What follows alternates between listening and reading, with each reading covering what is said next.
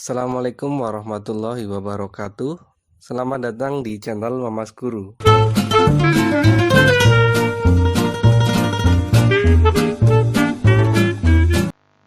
Pada video kali ini saya akan menjelaskan variasi soal persamaan eksponen bentuk 7 ya. Oke, bagi kalian yang belum mempelajari konsep ya materi persamaan eksponen bentuk 7 bisa dilihat di video saya. Yang linknya sudah saya cantumkan di bagian deskripsi ya, bisa dilihat di situ. Kalau yang sudah paham dan sudah memahami materinya, kita langsung saja mencoba dari soal yang pertama. Mengulang kembali ya, kalau ada persamaan eksponen bentuk 7 itu cirinya harus berbentuk kuadrat. Dan untuk kalau berpangkat 2x ya, ini saya ulang, maka ini setara dengan 3 pangkat 2 dipangkatkan x ya. 2 dengan x-nya bisa ditukar tempat sehingga menjadi 3 pangkat x kuadrat. Nah, sehingga bentuk yang ini sekarang bisa kita ubah menjadi 3 pangkat x kuadrat min 4 kali 3 pangkat x ditambah 3 sama dengan 0.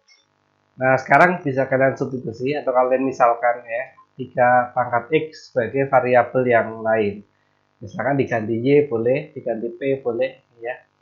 Nah, contohnya dibagi p saja nggak apa-apa. P kuadrat ya, berarti ini menjadi P kuadrat min 4P plus 3 sama dengan 0. Mau pakai rumus ABC boleh, pemfaktoran boleh ya, cuma pada kesempatan kali ini saya pakai pemfaktoran saja yang lebih mudah. Yang depan P, ini juga P, kita mencari yang kalau dikali ketemu 3 jumlahnya min 4, maka kita peroleh min 1 dan min 3. Sehingga masing-masing kita sama dengan 0, P-1 sama dengan 0, berarti P sama dengan 1, atau P-3 sama dengan 0, otomatis kita peroleh P sama dengan 3. Hati-hati jangan sampai terkecoh, oh berarti jawabannya 1 dan 3. Bukan, ya. Kita di sini variabel yang diketahui dalam bentuk X, sehingga penyelesaiannya pun harus dalam bentuk variabel X. Sehingga kalau baru sampai P, ini belum selesai ya, atau hampir selesai, sedikit lagi. P itu kan tadi 3 pangkat X. Nah ini ya, P itu 3 pangkat X, sehingga ini bisa kita ubah. P itu 3 pangkat X sama dengan 1. 1, kalau yang kiri 3 pangkat, berarti kita bisa ubah jadi 3 pangkat berapa? 3 pangkat 0. Tuh. Kemudian kalau yang ini juga sama, 3 pangkat X sama dengan 3. 3 itu bisa kita ubah jadi 3 pangkat 1. Ya, ini bisa kita coret 3-nya. Sehingga kita peroleh nilai X yang memenuhi adalah 0 atau X sama dengan 1. Ya. Jadi kalau kita tuliskan dalam bentuk himpunan penyelesaian, berarti himpunan yang anggotanya adalah 0 dan 1. Ya, sehingga jawabannya haruslah yang B. Untuk soal yang kedua, nah di sini ada dua bentuk eksponen yang terpisah ya, sehingga mudahnya kita pindahkan dulu ya, ke ruas kiri semua agar ruas kanan 0 ya. Berarti kalau kita pindah menjadi 2 pangkat 2x min ya, karena di sini 5 kali 2 pangkat x plus 1 nya positif. Nah berarti menjadi seperti ini, plus 16 sama dengan 0 ya. Dengan cara yang persis tadi, maka 2 pangkat 2x itu sama saja 2 pangkat x kuadrat dikurangi. Nah, di sini ya, karena kan yang nanti akan kita gunakan pemisahan 2 pangkat x, sehingga yang 2 pangkat x plus 1 kan secara teori sama saja 2 pangkat x kali ya. Kalau mau kita bisa berarti harus dalam bentuk kali seperti ini. Karena 2 pangkat kali 2 pangkat, pangkatnya kan jadi tambah seperti ini. Ya, atau ini sama saja, kalau ini kita tambahkan 5 ya, biar sekalian. Nah, berarti nanti ini sama saja kalau 2-nya taruh di depan. Ya, seperti ini. Sehingga 5 kali 2 pangkat x plus 1 sebetulnya sama dengan 10 ya, karena 5 kali 2 10 kali 2 pangkat X. Oke, jadi sekarang kita ubah 5 kali 2 pangkat X plus 1 menjadi 10 kali 2 pangkat X ditambah 16 sama dengan 0. Kemudian ya kita misalkan 2 pangkat X sebagai variabel yang lain, ya terserah kamu yang mana itu suka ya. Misalkan pakai Y ya boleh. Berarti ini berbentuk Y kuadrat min 10Y plus 16 sama dengan 0. Ya, kita faktorkan dikali ketemu 16 dan jumlahnya min 10. Maka berapa nilainya? Tentu bilangan yang umumnya adalah min 8 dan min 2. Kemudian kita masing-masing sama dengan kan 0, Y min 8 sama dengan 0, berarti Y sama dengan 8, atau Y min 2 sama dengan 0, Y sama dengan 2. Hati-hati seperti tadi, ini belum selesai ya, karena kita memisalkan Y itu sebagai 2 pangkat X. Ya, berarti Y-nya kita ganti 2 pangkat X, 8 itu 2 pangkat 3. Atau Y 2 pangkat X sama dengan 2, 2 itu ya 2 pangkat 1. Ya, ini 2 pangkat semua, bisa kita hilangkan atau kita coret, sehingga kita ketemu bilangan hasil akhirnya yang memenuhi adalah X sama dengan 3 atau X sama dengan 1. Nah, di sini ada keterangan X1 dan X2. Mana yang X1, mana yang X2? Karena tidak ada ketentuan, berarti bebas ya. Yang depan ini 1, yang belakang 2, atau kamu balik, ada masalah. Kemudian inti pertanyaannya adalah X1 kali X2. Oh, X1 tambah X2. Berarti 3 ditambah 1. Maka hasilnya 4 ya. Jadi jawaban akhir untuk soal nomor 2 adalah yang D, 4. Sekarang kita lanjutkan untuk soal yang ketiga. Nah, di sini ada bentuk persamaannya seperti ini ya.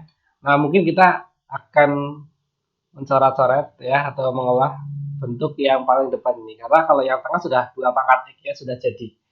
Berarti karena di sini tambah, berarti bisa kita pisah dalam bentuk kali ya. Satunya bisa kita tuliskan di depan ataupun di belakang, nggak masalah, karena kan sama saja ya, 1 tambah 2X dengan 2X tambah 1 sama. Kemudian kita sudah paham kalau 2 pangkat 2X itu bisa kita ubah jadi 2 pangkat X kuadrat. Nah, seperti ini. Oh, berarti 2 pangkat 2X plus 1 sama saja 2 kali 2 pangkat X kuadrat. Oke, di sini kita akan mengubah bentuk yang di atas ini. Berarti menjadi 2 kali 2 pangkat X kuadrat min 5 kali 2 pangkat X ditambah 2 sama dengan 0. Ya, kita ganti 2 pangkat X-nya sebagai variabel yang lain. Oke, tadi sudah yang huruf-huruf lain, sekarang ganti ya. Misalkan pakai huruf M. Nah, boleh juga. Sekarang berarti kita bisa menghitung ini menjadi 2 kali, nah ini 2 pangkat X itu M, berarti 2M kuadrat. Min 5 kali M, berarti ya 5M plus 2, sama dengan 0. Oke, bagi yang bisa pemfaktoran, silahkan dicoba dengan pemfaktoran. Cuma kesempatan kali ini saya akan merefresh materi yang menggunakan rumus ABC ya, biar kalian tidak lupa. X12 ya, bagi yang sudah hafal sambil sama-sama kita bahas, yaitu min B plus minus, terus akar dari B kuadrat min 4AC per 2A. Hati-hati, kesalahan yang banyak terjadi adalah per 2A-nya tidak keseluruhan, hanya yang akarnya saja. Itu salah ya. Per 2A-nya hanya keseluruhan. Kemudian kita tentukan nilai A, B, C.